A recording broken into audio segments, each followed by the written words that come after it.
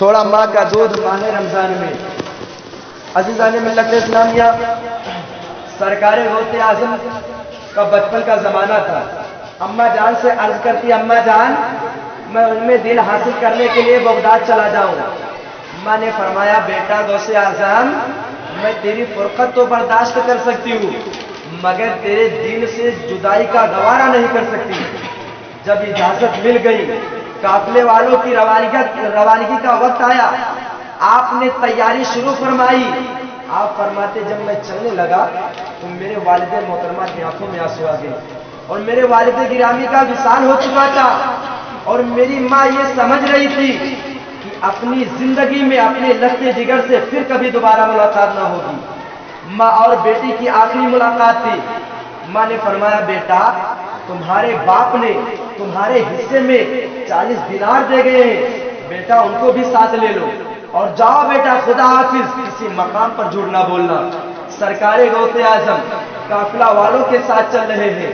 جب قافلہ ہمدان سے آگے بڑھتا ہے تو سارے ڈاکو یعنی ڈاکو قافلہ پر حملہ آور ہو جاتے ہیں۔ قافلہ والوں کا مال چھیننا لوٹنا شروع کر دیتے ہیں۔ اب سارا مال قافلہ والوں کا لوٹ لیتے ہیں۔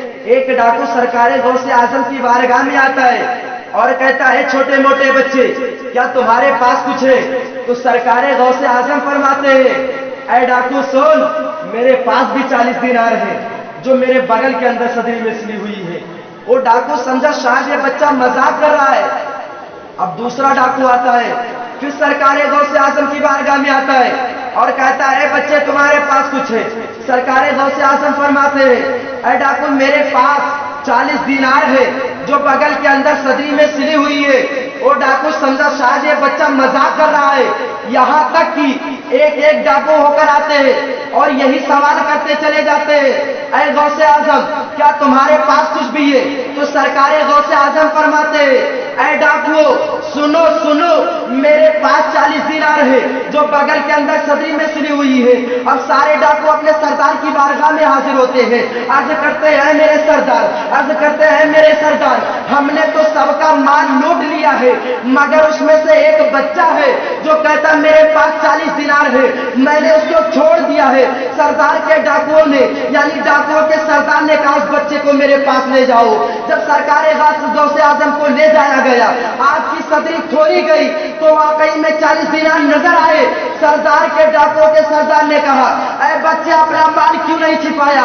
تو سرکار غوث اعظم نے فرمایا اے ڈاکوؤں کے سردار سنو سنو، میری ماں مجھے گھر سے رخصت کرتے وقت فرمایا تھا بیٹا جان جائے تو جانے دینا مگر جھوٹ نہ بولنا۔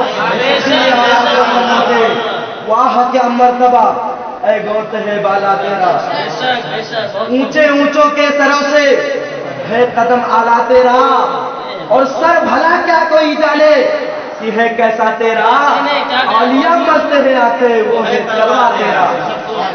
آقا فرماتے جس طرح میرا قدم، جس طرح میں سب سے رسولوں میں نبیوں میں سب سے افضل و اعلیٰ ہوں، اسی طرح سرکار غوث اعظم ولیوں میں سب سے افضل و اعلیٰ ہے۔ عزیزان ملت اسلامیہ، مختصر یہ ہے آپ بغداد شریف پہنچ گئے، علم دین پڑھنا شروع کر دیا، 8 سال کی محنت شاقہ سے منزل مقصود تک پہنچ گئے۔ آخر وہ دن آ ہی گیا کہ آپ کے سر پہ دستار فضیلت باندھی گئی۔ جب آپ اصول علم سے فارغ ہوئے تو آپ کو بغداد شریف میں بلند مقام حاصل ہو گیا، لیکن آپ کی حالت عجیب تھی۔ آپ کہتے تھے یہ سب کوشش کس مقصد کے لیے؟ علم نے میری رہبری کی ہے، مجھے راستہ دکھایا ہے، کاش میری رسائی وہاں موجود ہوتی جہاں میرے نانا سید عبداللہ سومئی کو حاصل تھی، کاش مجھے وہ ذوق حاصل ہو جو میرے والد محترمہ کو حاصل تھا۔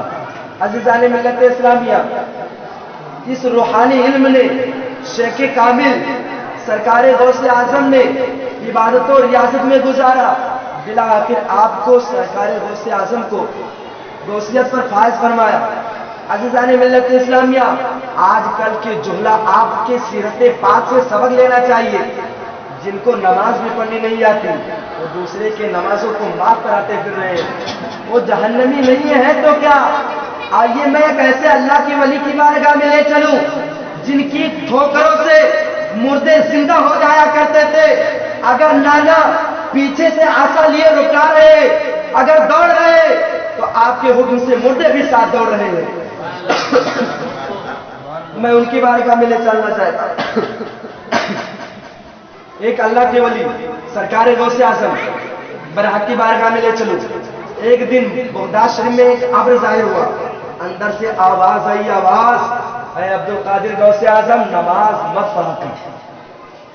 مگر پیر ہی تو پیر تھا, علم ظاہر بھی تھا, علم باطن بھی تھا. دماغی اجازت سے سوچا, زبان طریقت سے کہا, اے عبد القادر, اے غوث اعظم, تو کون ہوتا ہے کہ تجھ پر نماز معاف ہو جائے؟ ہمارے نبی ساری ساری رات اللہ کی بارگاہ میں رکوع کرتے, قیام کرتے, سجود کرتے. جناب ام المومنین عرض کرتی ہے, یا رسول اللہ سو بھی جایا کرے. آقا نے فرمایا, اے عائشہ, کیا میں اللہ کا شکر گزار بندہ نہ بنوں؟ اللہ نے مجھے نبیوں کا امام بنایا ہے. صدیق اکبر پر نماز معاف نہیں, حضرت عمر فاروق اعظم پر نماز معاف نہیں, حضرت مولا علی پر نماز معاف نہیں, حضرت عثمان غنی پر نماز معاف نہیں, حضرت امام حسین جو کربلا کے میدان میں جام شہادت نوش فرما رہے تھے, آپ کے جسم پر 37 زخم تلوار اور 35 تیر کے آئے, ان پر نماز معاف نہیں. اے عبد القادر, تو کون ہوتا ہے ذرا بتا تو کہ تجھ پر نماز معاف ہو جائے؟ جناب عبد القادر نے پڑھا, لا حول ولا قوت الا باللہ العلی العظیم. وہ جتنا بھی نور تھا دعا ہو گیا. اندر سے آواز آئی, آواز, اے عبد القادر, تجھے تیرے علم نے بچا لیا. جناب عبد القادر فرماتے ہیں, اے شیطان ٹھہر, مجھے میرے علم نے نہیں بچایا, مجھے اللہ نے بچا لیا. سرکار غوث اعظم شیطان سے فرماتے ہیں, اے شیطان سن, مجھے علم نے میرا علم نہیں بچایا ہے, بلکہ مجھے اللہ نے بچایا ہے. عزیزان ملت اسلامیہ, سرکار غوث اعظم فرمایا کرتے تھے, جو شخص نماز کا پابند ہے, پنجگانہ نماز پڑھتا ہے, نماز کے بعد درود پڑھتا ہے, ہر مسجد کے نمازی کا قدر کرتا ہے, اور جمعہ کے دن آیت الکرسی پڑھتا ہے, آیت الکرسی, تو غوث اعظم یہ وعدہ کرتا ہے, وعدہ, جب کل قیامت کا دن ہوگا, نفسی نفسی کا عالم ہوگا, وہ جہاں بھی پھر رہا ہوگا, جب ماں بیٹی سے جدا ہو رہی ہوگی, بیٹی ماں سے جدا ہو رہی ہوگی, باپ بیٹے سے جدا ہو رہا ہوگا, بیٹا باپ سے جدا ہو رہا ہوگا, غوث اعظم فرماتے, غوث اعظم میری ان باتوں پر جو شخص عمل کرے گا, غوث اعظم فرماتے میں قیامت کے دن اس کی شفاعت کروں گا.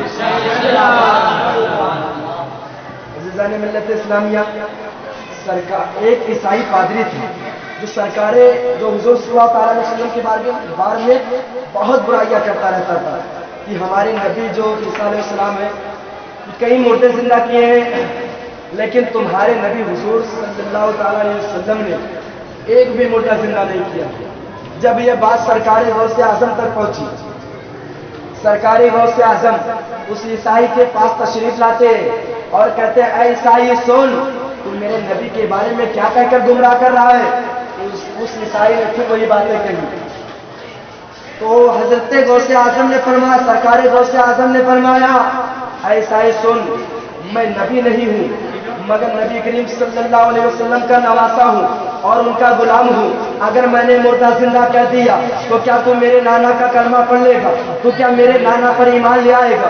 اس عیسائی نے کہا, یا سرکار غوث اعظم, میں مانتا ہوں اگر آپ مردہ زندہ کر دیں گے تو میں آپ کے نانا پر کلمہ بھی پڑھ لوں گا, آپ کے نانا پر ایمان بھی لے آؤں گا. سرکار غوث اعظم نے فرمایا اس عیسائی سے, مجھے کسی پرانی قبرستان پر لے کر. اس عیسائی نے سرکار غوث اعظم کو ایک پرانی قبرستان پر لے جاتا ہے. لے جانے کے بعد سرکار غوث اعظم کو ایک پرانی قبرستان پر کھڑا کر دیتا ہے. سرکار غوث اعظم فرماتے ہیں, اے عیسائی سن, یہ 100 سالہ کا مرا ہوا ہے, اور جب یہ دنیا میں آتا تو بیل بجایا کرتا تھا, بیل بجایا کرتا تھا, لوگوں کو लोग गाया करता था, बेल बजाकर लोगों को गाया करता था, लोगों का मन बहलाया करता था।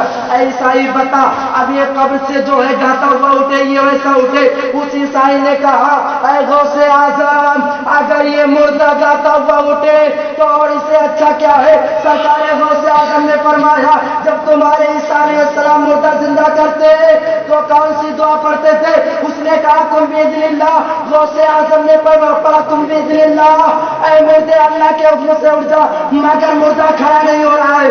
गौसे आजम जलाल में आकर कहते कुल बिइज़्निल्लाह, मुर्दे मेरे हुक्म से। आला हजरत फरमाते, वाह क्या मर्तबा ऐ गौसे है बाला तेरा, खुदा के फजल से हम पर है साया गौसे आजम का, हमें दोनों जहां में है सहारा गौसे आजम का। और हमारी लाज किसके हाथ में? बगदाद वाले के। अरे मुसीबत टाल देना काम किसका? गौसे आजम का।